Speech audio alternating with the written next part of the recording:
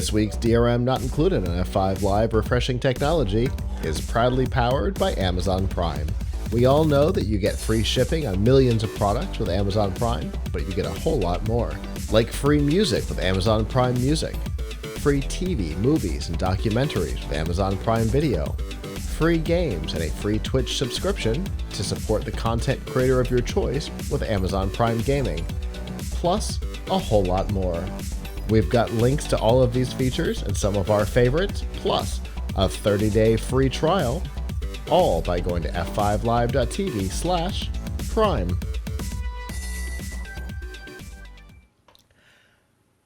If you're not aware, the long-rumored and then formalized plan to crack down on password sharing on Netflix went into effect on May 23rd. Industry analysts were split on the move. Some thought that it was a brilliant move that was going to generate more revenue for Netflix. Others thought that it might be the thing that finally takes down the behemoth. As it turns out, maybe the first group was right. In the week following the password crackdown implementation on May 23rd, the company has seen its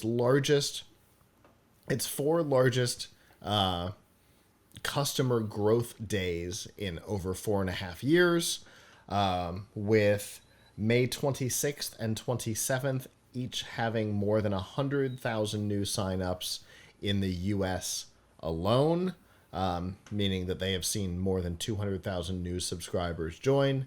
We do not know how many people went negative on that, so we don't know what the balance is. But it's the two largest new user sign up days in nearly half a decade, which is a big deal. It definitely means that people wanted to stay with the service and they were willing to swap to their own accounts, apparently in a pretty big numbers. We're still dealing with subscription fatigue for a lot of people, but it seems like Netflix is still able to keep fighting that and bucking that trend, Avram. Yeah. I mean, they are. It's so. I mean, I feel like this comes back to some of our other segments, right? About I think we were talking before about Napster, right? And how, at one point, everybody was downloading songs. Well, I won't say everybody, but a lot of people were downloading pirated songs for free. Yeah. And I remember some of the arguments that people had against cracking down on that.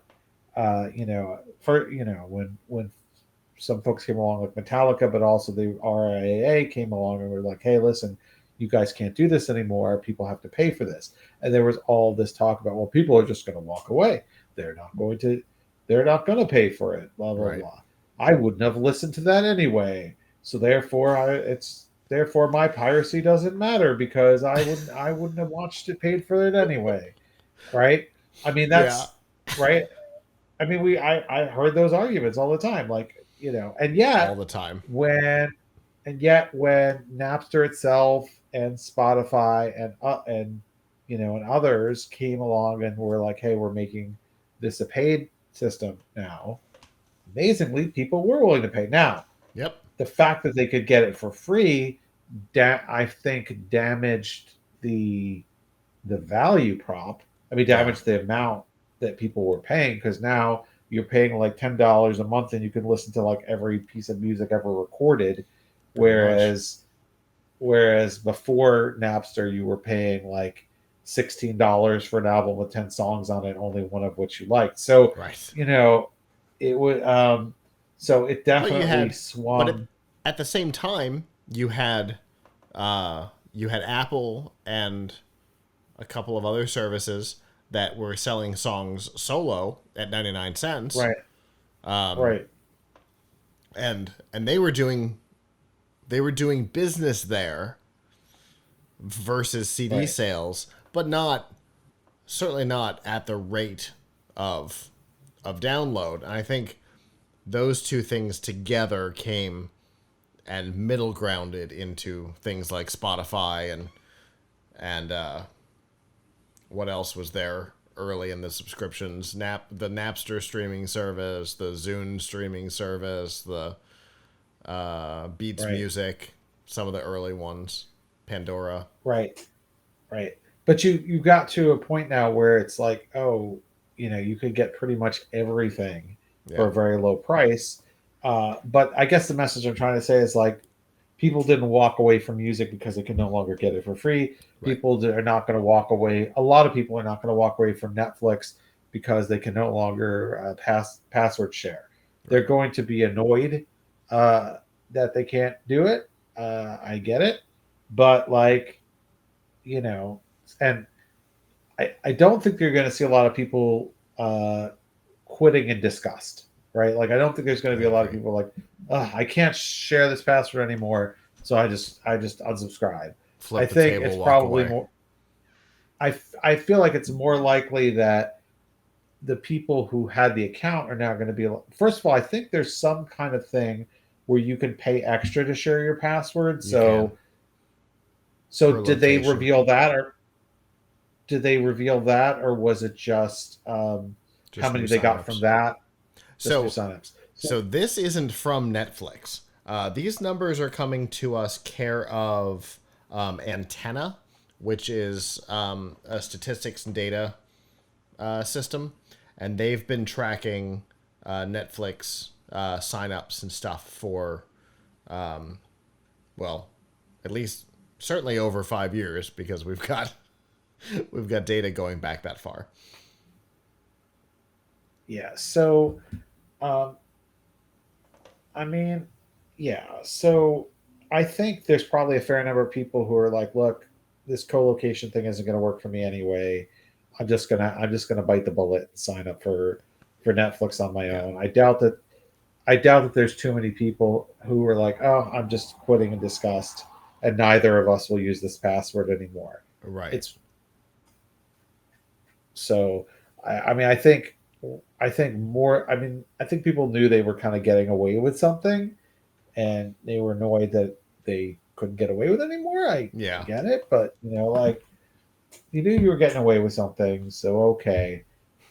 It is what it is. I can see how that would grow their subscription.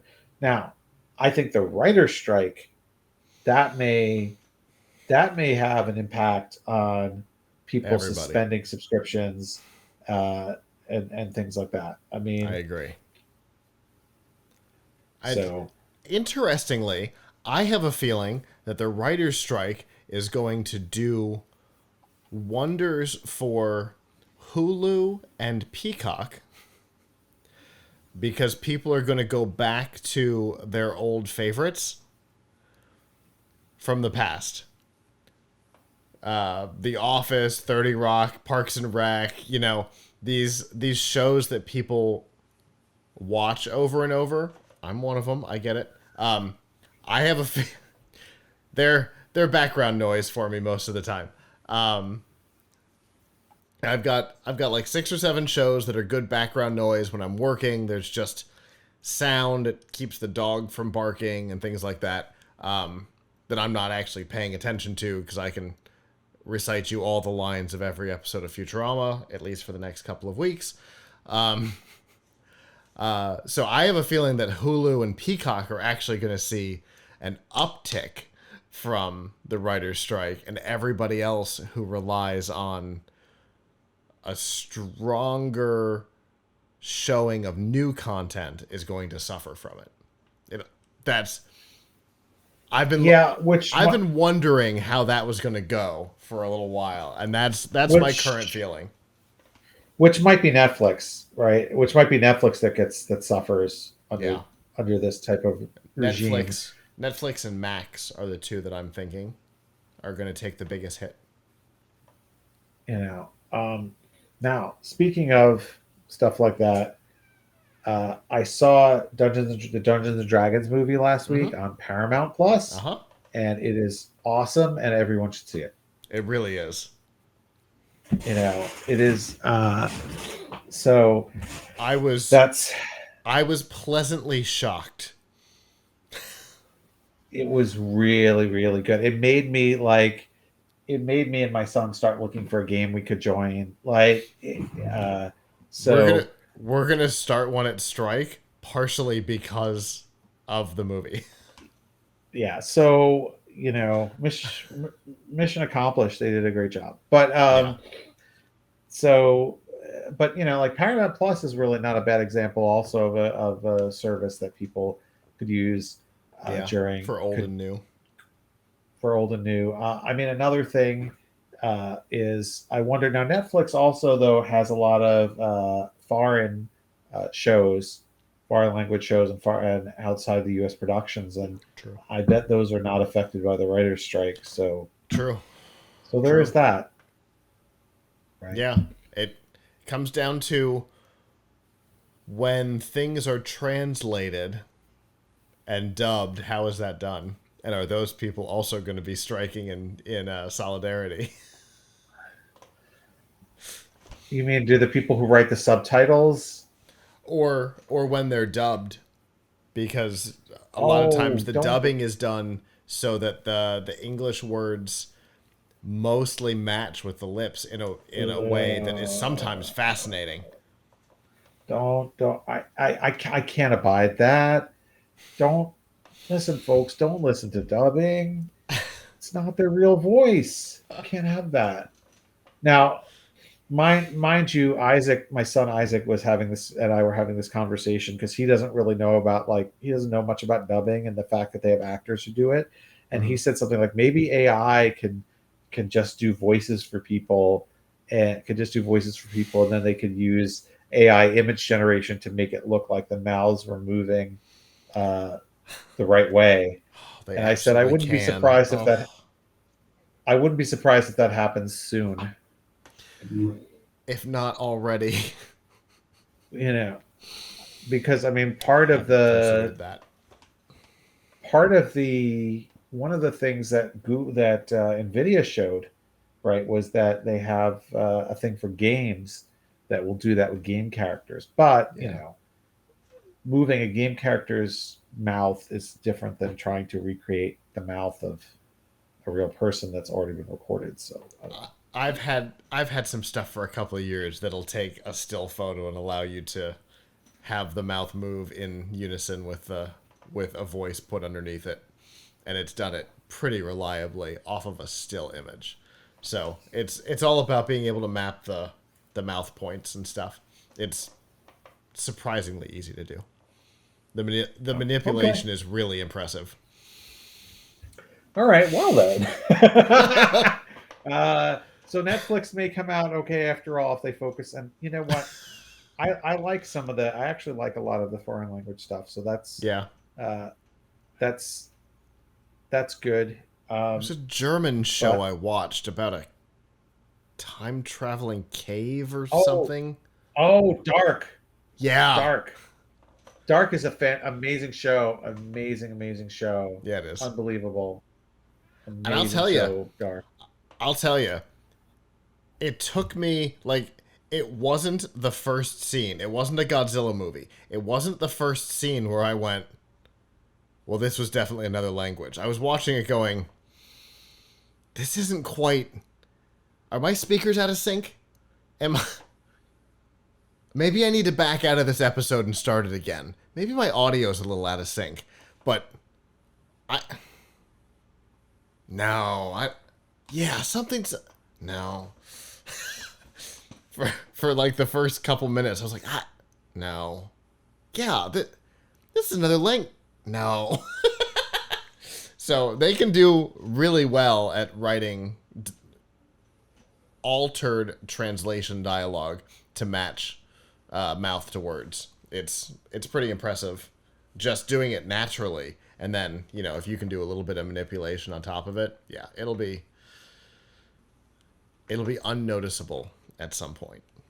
So, but yeah, it's Netflix is seeing an up right now. The writer's strike might undo all of that for a while with pauses, not full cancellation cancellations of subscriptions, but that's part of what the writer's strike is hoping to accomplish, is to show the streaming services, how important the writers are. So we will definitely see how all of this ends up playing out. Hello, YouTube. Thanks for watching, and I hope you enjoyed this episode of F5 Live Refreshing Technology. If you did, please subscribe to the channel down below, and of course hit the notification bell, because we know that subscriptions don't mean much on YouTube anymore. If you've got topics that you'd like us to talk about in the future, please comment them down below. And if you'd like to not follow us on YouTube, there's lots of ways that you can follow along with our content by going to PLUGHITZlive.com/subscribe. There you'll see all of our shows and all of the ways that you can watch, listen, and follow along.